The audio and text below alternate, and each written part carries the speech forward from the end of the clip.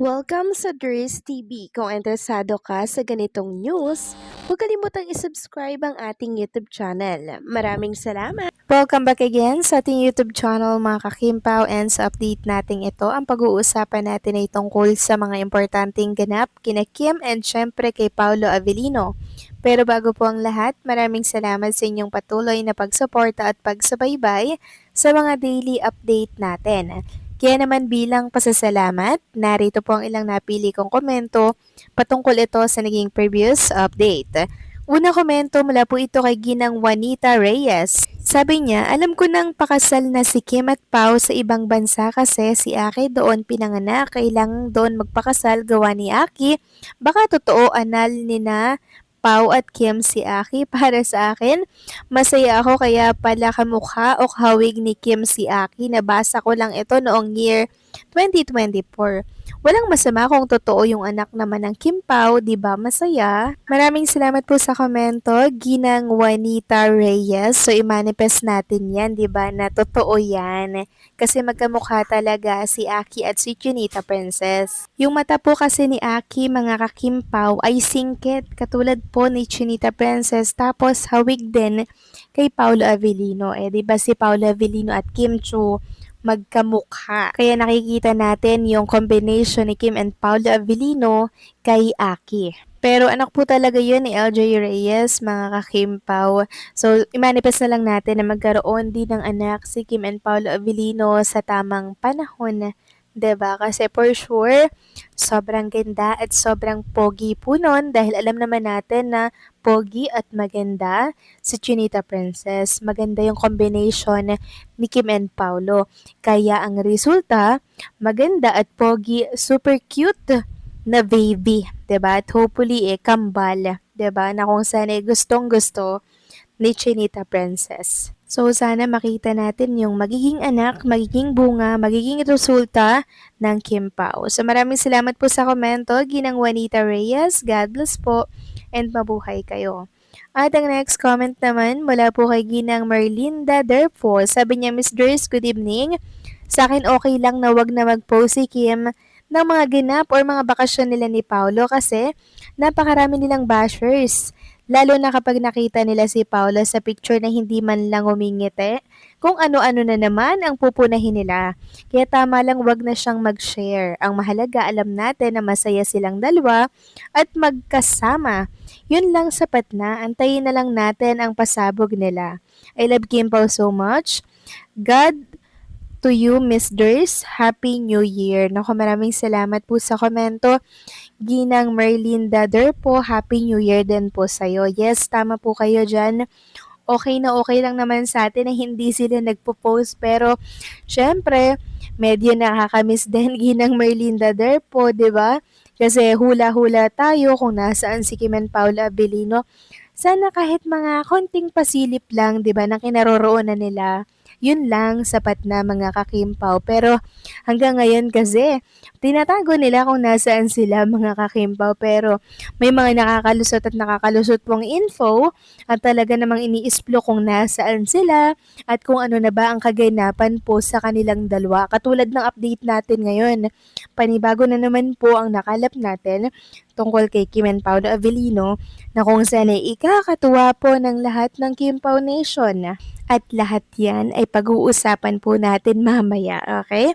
So maraming salamat po sa komento, Ginang Merlinda Derpo. God bless po and mabuhay kayo. So ito na nga pag-usapan na natin mga kakimpaw, ang mga topic po na nakalap natin sa gabing ito. At unahin na nga nating pag-usapan ang tungkol dito sa binahagi pong Instagram story ni Rain na kung saan ay nirepost naman ni Twinkle. So makikita nga po dyan na wala talagang Chinita Princess mga kakimpaw dito sa Cebu na parang nasa resort sila mga kakimpaw. Alam naman natin na pag nandyan si Kim Chu, nangunguna po yun sa pagpo-post, diba?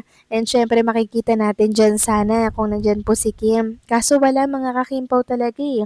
Ilang beses na po silang nag-post ng family picture kung nasaan sila. wala talagang Chinita Princess. Ibig sabihin, may sariling ganap si Kim kasama si Paolo Avellino. Yun lang yun mga kakimpaw. Sobrang linaw po ng mga resibo na hindi nag Christmas at New Year si Chinita Princess sa Cebu kasama ang kanyang pamilya. Kundi mas pinili niya pong makasama ang someone na kung saan ay comfort zone, takbuhan po ni Chinita Princess every time na meron po siyang problema. At yun ay walang iba kundi po si Paolo Avellino. Samantalang next topic naman tayo, pag-usapan natin mga kakimpaw, ang tungkol naman dito sa kakapasok lamang po na balita, tungkol pa din kay Kim and kay Paolo Avellino. So meron pong isang hindi ko alam kung ano siya, OSF ni Chinita Princess na kung saan merong daw nagpasa sa kanya ng picture ng dalawa na spotted sa airport. Ibig sabihin, nakauwi na mga kakimpaw from vacation sa malamig na lugar.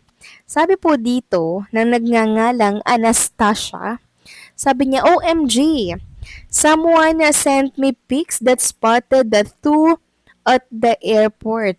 So, syempre, nag-check tayo ng kanyang ex-account at pan po siya ni Chinita Princess or Paolo Avellino. Basta more on Kim Chu siya mga kakimpaw. Kim Chu, yes. So, hindi niya po nilinaw dito mga kakimpaw kung saang airport to. Airport ba kung saang bansa or dito pa sa ating bansa. Kasi kung dito sa ating bansa, ibig sabihin, nakauwi na sila.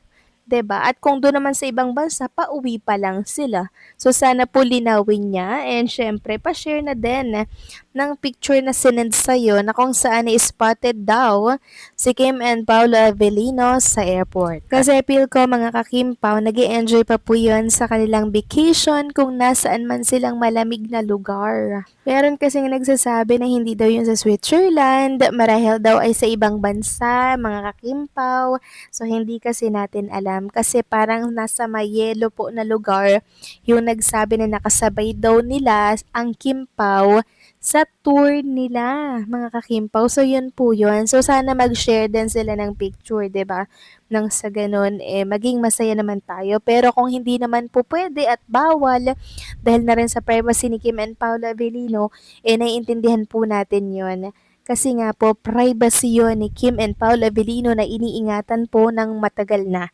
Kaya kung ano man po sana yung order ni Kim and Paolo Avellino, na pag nakita sila wag magpo-post, sundin na lang din po ng nakakita sa kanila, 'di ba? Nang sa ganun ay mapangalagaan yung iniingatan kung ano man ang meron kay Kim and kay Paolo Avellino. Doon pa lang po sa post na yun, masaya na tayo, na kampante tayo na magkasama po silang dalawa ngayong holiday. So kayo ba mga kakimpaw, ano po ang masasabi ninyo dito? Please comment down below and syempre don't forget to like, share, comment, and subscribe.